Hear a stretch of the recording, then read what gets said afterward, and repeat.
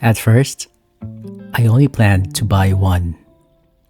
One figure, one shelf, one small corner of the room.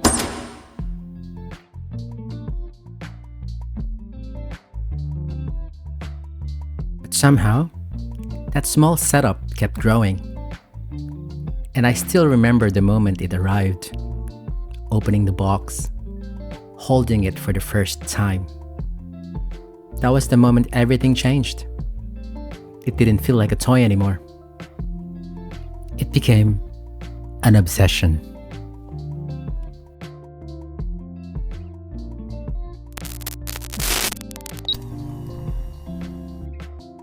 People think figure collecting is just buying toys. But standing here, looking at this, I think collectors understand something most people don't. It's not really about the plastic, or shelves, or owning things. It's about connection to a character, to a story, a part of your childhood that never really leaves you. And somehow, it feels like a piece of that world finally became real.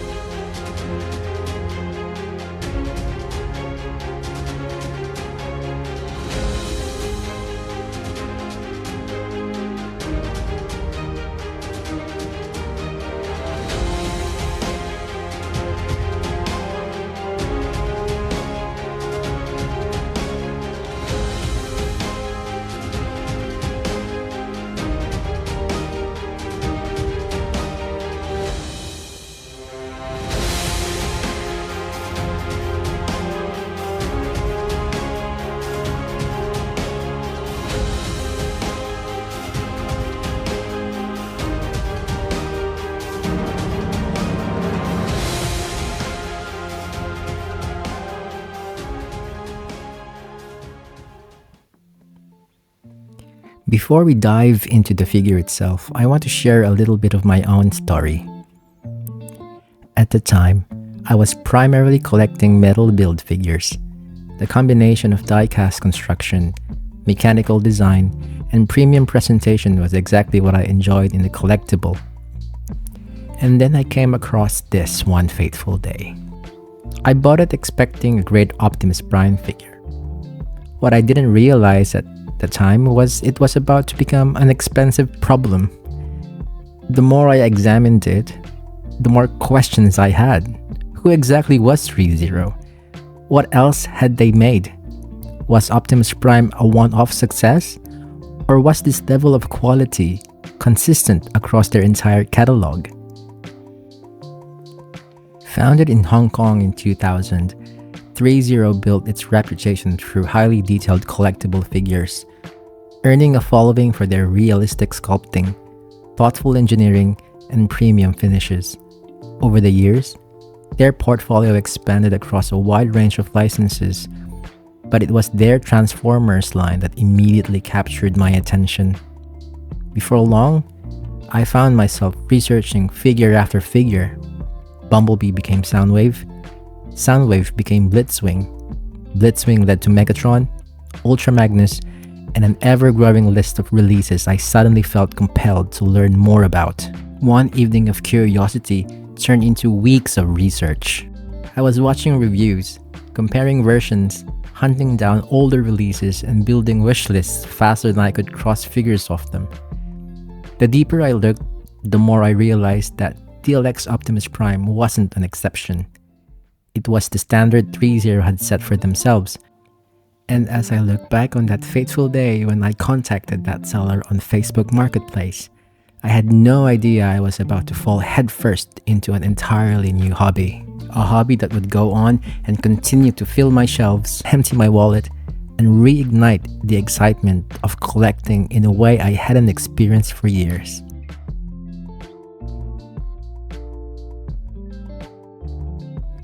Now let's dive into the lore behind this figure. This version of Optimus Prime comes from the opening moments of Bumblebee, a rare glimpse of Cybertron before the war reached Earth. Before Earth, before the Autobots became legends, there was Cybertron, a world of towering metal cities, endless factories, and a war that had consumed the planet for generations. The Autobots were losing. The Decepticons had seized control of much of the planet, and with every battle, the chances of victory grew smaller. Yet even in Cybertron's darkest hour, Optimus Prime refused to surrender hope. Leading the remaining Autobot resistance, he fought to protect his people while searching for a way to preserve their future. Realizing Cybertron could no longer be saved, Optimus made a difficult decision. The Autobots would evacuate the planet and seek refuge among the stars. Their destination? Earth, a distant world that would become the last hope for the Autobots' cause, and the next chapter in Optimus Prime's legendary journey. Which brings us back to the figure. It's a design born from the final days of a dying world, a warrior shaped by endless conflict, carrying the weight of an entire civilization's survival. Threezero has captured that presence remarkably well.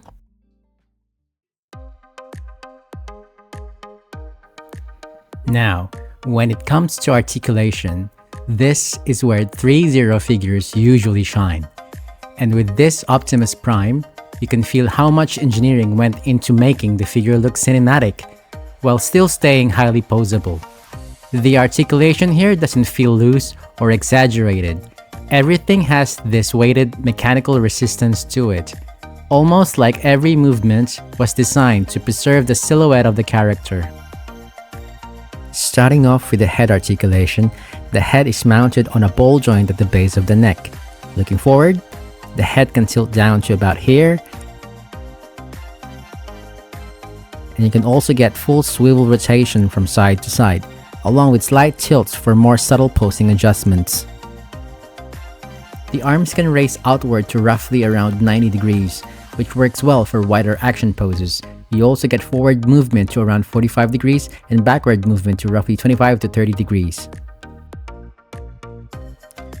The arms feature butterfly joints with around 90 degrees of forward shoulder movement, paired with a smooth full arm swivel that gives the arms a wider range of motion. The elbows bend to roughly around 90 degrees, and the layered forearm parts still move fairly cleanly during articulation. And the wrists are attached on ball joints with hinge movement, giving you a good amount of flexibility for different hand positions. You get swivel rotation through the midsection, along with side-to-side tilt for more dynamic poses. And when crunching the torso forward, the rear panels separate into 3 sections, revealing the concealed mechanical detailing underneath. The knees feature a double-jointed design that allows for a surprisingly deep bend, especially considering the amount of armor and mechanical detailing packed into the legs. Moving down to the ankles, the figure features a generous range of rocker movement, allowing the feet to tilt naturally from side to side. There's also a bit of toe articulation built into the design. The legs can also spread outward to a respectable degree, providing enough range for wider stances. Forward and backward movement is equally impressive, offering plenty of flexibility for walking, running, and action. After spending time with this figure, I can honestly say this is one of the most impressive representations of Prime currently available in this scale. Not just because of the engineering, but because of how faithfully it recreates the on-screen design, from the proportions to the layered mechanical sculpt underneath the armor. Everything feels carefully designed to match the live-action look of the character, and once you start hitting it with proper lighting, the amount of detail really starts to stand out. Now, of course, this figure isn't perfect. Some of the articulation can feel slightly restricted because of the armor design, and certain joints may feel tighter straight out of the box. But honestly, that's usually the trade-off with highly detailed movie-accurate collectibles. And in return, you're getting something that looks incredibly close to the CGI model from the film. When it comes to pricing, Yeah, Threezero figures definitely sit on the premium side, but considering the paintwork, die-cast metal parts, LED features, and overall presentation, I think it offers strong value for what you're getting. And if you're comparing this something to like a YOLO Park release, the difference really comes down to purpose. YOLO Park figures are fantastic as model kit style builds, but Threezero feels more like a finished high-end display piece. The overall build quality, the paint application, and the amount of mechanical detail throughout the figure really help it stand out. And compared to Masterpiece figures, this goes in a completely different direction. Masterpiece releases focus heavily on transformation engineering, while Threezero puts all of its attention into accuracy and presentation. This figure was never designed to transform, and honestly, I think that was the right choice, because without needing to hide vehicle parts, you end up with cleaner proportions, better sculpt work, and a far more screen-accurate version of the character. This isn't really a toy in the traditional sense. It's a high-end collectible, something designed to be displayed, admired, and used as a centerpiece of your shelf. And for longtime Transformer fans, it's the kind of figure where people walk into the room, see it from across the distance, and instantly recognize who it is.